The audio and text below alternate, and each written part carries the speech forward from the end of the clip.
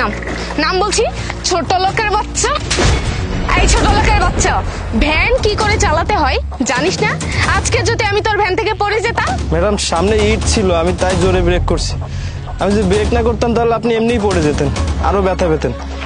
আরে সামান্য কারণে আমার গায়ে হাত তুললেন। এইটা তোর কাছে সামান্য ব্যাপার মনে হচ্ছে? তোর ভাগ্য ভালো যে আমি তোর ভ্যান থেকে পড়িনি। আর যদি একবার পড়ে যেতাম না, তুই তো আমাকে চিনিসই না। এই যে এখন ভ্যান চালিয়ে খাচ্ছিস না, ভবিষ্যতে আর এই ভ্যান চালানো লাগতো না। সারা জীবন জেলের ঘানি টানতে টানতে জীবন শেষ হয়ে যেত। যা, কথা না বাড়ি ইটগুলো সরা রাস্তা থেকে, আমার লেট হয়ে যাচ্ছে। ঠিক আছে ম্যাডাম, আমি যাচ্ছি, আপনি বসুন।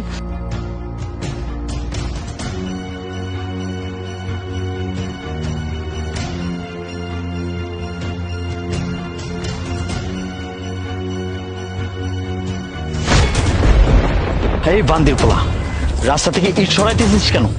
রাস্তায় ব্যারিকেড দিছি কি তোরা সরানোর লেগা? চলেন ভাই। আরে অনেকক্ষণ ওয়েট করার পর পাখিটারে পাইছি রে। এই কি সমস্যা তোদের? বেয়াদবের মতন আচরণ করছিস কেন? হায় হায়, মাইয়া কয় কি আমরা বলে বেয়াদবের মতো আচরণ করতাছি? আরে জান, তুমি এটা কি কইতাছো? এটা তো হচ্ছে ভালোবাসা জানি। আরে তুই রাখ না, ও তো শুধু আমার, তুই না হয় পরে দেখিস। জান চলো না, আমরা রুম রেট করি। ভাই ভাই ভাই, আমার কথা একটু শোনেন, এগুলো ঠিক না ভাই। কি রে ফকিন্নের পোলা, তুই কে? যা এখান থেকে। কথা একটু শোনেন। এই তুই কে? হ্যাঁ, তুই কি কথা বুঝিস না? এই তোর এত বড় সাহস দিছে কে? হ্যাঁ, আমার মুখের উপরে দাঁড়িয়ে কথা বলিস? তুই জানিস আমি কে? আমি এই এলাকার কমিশনার ছেলে। যা এখান থেকে ফট। না ভাই, আপনারা তো বললেন যে আপনারা কমিশনারের ছেলে, তাহলে আপনারা সমাজের রক্ষক। রক্ষক হয়ে যদি ভক্ষকের মতো কাজ করেন তাহলে কি মানায়? এই তোর কাছ থেকে জানতে হবে আমার রক্ষক না বক্ষক? তোর বলছি না যাইতে, যা এখান থেকে। আপনাকে একটা কথা বলি, আপনার বাপ যেই হোক, আপনার বাপ যে আপনাকে মানুষ করতে পারেনি সেটা আপনাকে দেখলেই বোঝা যায়। আপনি মানুষ না, আপনি একটা অমানুষ। কি কইলি তুই? ওই সর এখান থেকে। ওই ধর রে।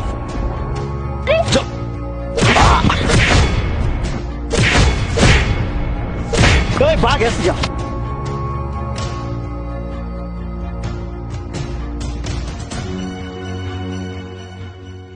সরি, অ্যাকচুয়ালি আমি কোনো কিছু না জেনে না বুঝেই আপনার গায়ে হাত তুলে ফেলেছি। আপনি প্লিজ আমাকে মাফ করে দিবেন।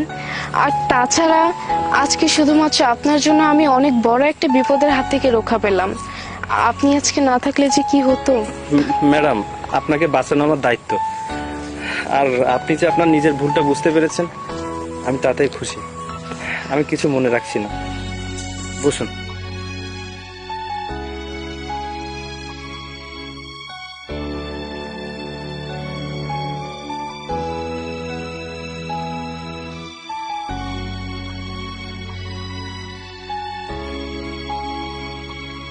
ভাইয়া এখানে রাখেন।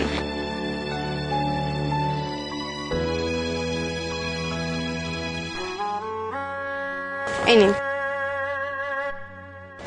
আপাতত বড় নোট আমার কাছে তো ভাঙতি নেই, ভাড়া তো 50 টাকা। ভাইয়া আপনি এটা রেখে দিন, আমার কোনো ভাঙতি লাগবে না। আমি খুশি হয়ে এটা আপনাকে দিয়েছি। না না আপা, আমি আপনার কাছ থেকে এটা নিতে পারবো না। আমার যতটুকু পরিশ্রম আমি ততটুকু টাকা নেব। ভাইয়া এই টাকাটা রাখলে আমি অনেক খুশি হব, কারণ আজকে আপনি আমার অনেক বড় একটা উপকার করেছেন। আপু দেখুন, আমি গরিব, কিন্তু আমি সৎ পথে উপার্জন করতে চাই, আর কারো দয়া নিয়ে বাঁচতে চাই না। আর আপনি কিসের উপকারের কথা বলছেন? এটা তো আমার দায়িত্ব ছিল। আপনার জায়গায় অন্য কেউ থাকলেও আমি একই কাজ করতাম। আপনি এটা রেখে দিন, কিছু মনে করবেন না। আপনি পারলে টাকাটা পরে দিন। আচ্ছা ঠিক আছে, 1 মিনিট। এটা হচ্ছে আমার ভাইয়ার ভিজিটিং কার্ড। আর আপনার তো মেবি ভ্যান চালিয়ে রোজগার করতে খুব কষ্ট হয়। আপনাকে একটা কথা বলি কি, আপনার যদি কখনো মনে হয় যে আপনার কোনো জবের প্রয়োজন, আপনি আমাদের এই বাড়িতে চলে আসবেন। আমি আমার ভাইয়ের কাছে বলে আপনার জন্য অনেক ভালো একটা জবের ব্যবস্থা করে দিব। ঠিক আছে, ধন্যবাদ।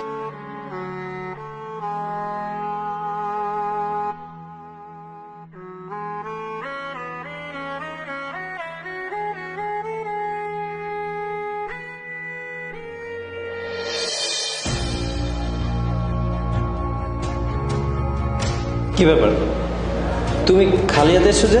বই কোথায়? স্যার আমার আজকে পড়তে ইচ্ছে করতেছে না। পড়তে ইচ্ছে করছে না মানে? যাও তাড়াতাড়ি বই নিয়ে এসো। স্যার বাবা মা কেউ বাসায় নেই, আর আপনি আসার আগে আমি দারোয়ানকে বলে বাইরে পাঠাই দিছি। আর এই মোমেন্টে কি করা উচিত আপনি জানেন নিশ্চয়ই। দেখো, কথা একটু কম বলো, আমি বেশি কথা পছন্দ করি না। যেটা বলেছি সেটা করো, যাও। স্যার আপনি তো অনেক হেল্পলেস তাই না? একটু ভেবে দেখুন স্যার, আপনি যদি আজকে আমার ক্লাসটা বেডরুমে করান তাহলে আমি আপনাকে 20,000 টাকা দিব। এই ব্যাপারে তুমি জানো তুমি কাকে কি বলছো? দেখুন স্যার, এসব নীতি কথা আমাকে শিখাইতে আসবেন না। আপনার টাকা দরকার আর আমার একটু ফ্রেশ চিলের দরকার। চলো। এই মেয়ে, তুমি কি ভেবেছো টাকার কাছে আমি বিক্রি হব? 20,000 কেন, 20 লক্ষ টাকা দিলেও আমার ইজ্জত আমি তোমার কাছে বিক্রি করবো না। আমার বাবা খুব গরিব, খুব কষ্ট করে আমার পড়ালেখা করিয়েছে। আমি আমার সততা টাকার কাছে বিক্রি হতে দেবো না। একবার ভেবে দেখুন স্যার, 20,000 টাকা, প্লিজ আমার রিকোয়েস্টটা রাখুন স্যার।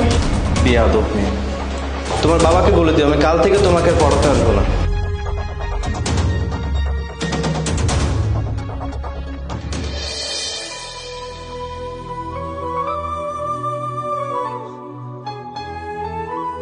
কি যে করি, ভ্যানটাও ছেড়ে দিলাম, একটা টিউশনি করাতাম সেটাও চলে গেল।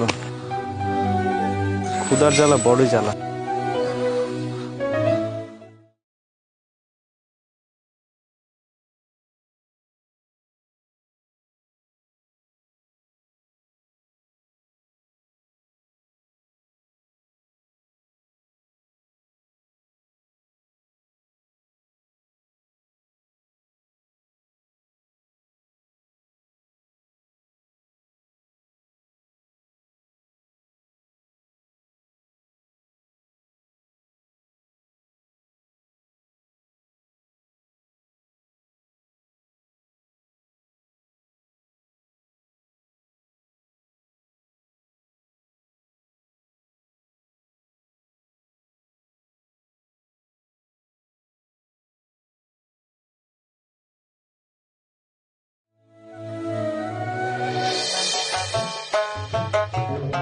আরে আপনি হঠাৎ কি মনে করে আমার বাসায় এলেন? জি ম্যাডাম, আমি আসলে এই রাস্তা দিয়ে যাচ্ছিলাম, আর সত্যি কথা বলতে আমি একটা বিপদে পড়ে এখানে এসেছি।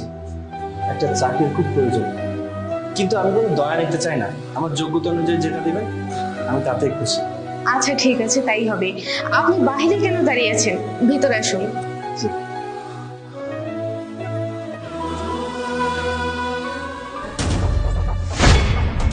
আরে আপনি কে? জি মানে আমি ম্যাডাম আমাকে আসতে বলেছিল। ম্যাডাম মানে ইতি আপনাকে আসতে বলছে? জি, কিন্তু কেন? আসলে ম্যাডাম আমাকে আসতে বলেছিল একটা চাকরির জন্য। আমাকে বলেছিল যদি কখনো প্রয়োজন হয় তাহলে আপনার কাছে আসতে। চাকরি? আপনি আগে কি করতেন? যে আমি ভ্যান চালক। মানে মানে আপনি ভ্যান চালাতে লাগে? ভ্যান চালক? আর আপনি একটা ভ্যান চালকে আমার অফিসে চাকরি করবেন? মানে মাথা ঠিক আছে আপনার? বুঝলাম না কিছু। আমার বোনটার মাথাটাও কি গেল নাকি? মানে কোথাকার থেকে একটা ভ্যান চালককে আমার বাসায় নিয়ে আসছে, আবার আমার ছোপায় বসতে। বের হবে এখান থেকে, ছোট লোক কোথাকার। কোথা থেকে যে আসে এগুলো?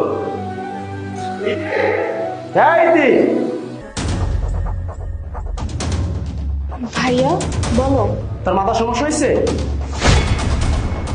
কোথাকার এক ভ্যান চালককে আমার বাসা কেন ঢুকতে দিছিস তুই? ভ্যান চালক মানে? আরে এই মানুষটা কোথায়? ওকে আমি বাসা থেকে বের করে দিয়েছি, আর তুই নাকি ওকে বলছিস আমার অফিসে চাকরি করতে? ভাইয়া তুমি আমার কাছ থেকে কোনো কথা না শুনে না জেনে না বুঝে তুমি একজন মানুষকে হুট করে বাসা থেকে বের করে দিলে।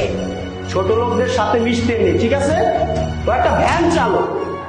ভাইয়া তুমি একটু শান্ত হও, আসলে তোমার ধারণাটা একেবারেই ভুল। আমি তোমাকে সবকিছু খুলে বলছি। আসলে সর্বপ্রথম যেদিন আমি ওনার ভ্যানে উঠেছিলাম সেদিন আমিও তোমার মতন ওনার সাথে অনেক বাজে ব্যবহার করেছি, এমনকি ওনার সামান্য একটা ভুলের জন্য ওনার গায়ে পর্যন্ত হাত তুলেছি। কিন্তু জানো, মানুষটা আমার বিপরীতে একটা কথাও বলেনি, আমার মুখে মুখে একটা তর্কও করেনি। আর সেই দিন হঠাৎ করে কোত্থেকে যেন কিছু বখাটে পোলাপান এসে আমাকে অনেক টিচ করছিল। আর ওই দিন যদি এই মানুষটা না থাকতো তাহলে না জানি কত বড় একটা বিপদ হয়ে যেত। তুমি একবার একটু ভেবে দেখো তো, যে মানুষটা আমার এত বড় একটা উপকার করলো, এই মানুষটার বিপদে যদি আমি পাশে না দাঁড়াই তাহলে কেমন দেখায়। তাই সেদিন আমি ওনাকে বলে এসেছিলাম যে ওনার আর ভ্যান চালাতে হবে না। কখনো যদি ওনার কোনো ভালো চাকরির প্রয়োজন হয় তাহলে যেন আমার এই বাসায় আসে। আর উনি তাই আজকে এসেছিল একটা চাকরির খোঁজে। আমার হাতে কত বড় একটা সুযোগ ছিল ওনার ঋণ শোধ করার, আর তুমি আমার কাছ থেকে সেই এত বড় সুযোগটাও কেড়ে নিলে। আসলে এখন কি করার বল, আমি তো বুঝতে পারি। যাই হোক, কখনো যদি দেখা হয় তোকে নিয়ে আসিস, আমি আমার অফিসে চাকরি দিয়ে দিই। ভাইয়া, তুমি কাজটা মোটেও ঠিক করোনি। আর আজকে আমি তোমাকে একটা কথা বলে দিচ্ছি, এমন ভুল তুমি আর কখনোই করবে না। মানুষ কি করছে না করছে, মানুষের কর্ম কি, এগুলা জেনে তো আর আমাদের কোনো লাভ নেই, কারণ আমরা সবাই মানুষ আর আমাদের উচিত সবাইকে সমান চোখে দেখা। আচ্ছা ঠিক আছে, বাদ দে। অফিস থেকে অনেক কাজ করে আসছি, খুবই ক্লান্ত, একটু নাস্তা দেবো। আচ্ছা ঠিক আছে, তুমি ফ্রেশ হয়ে নাও।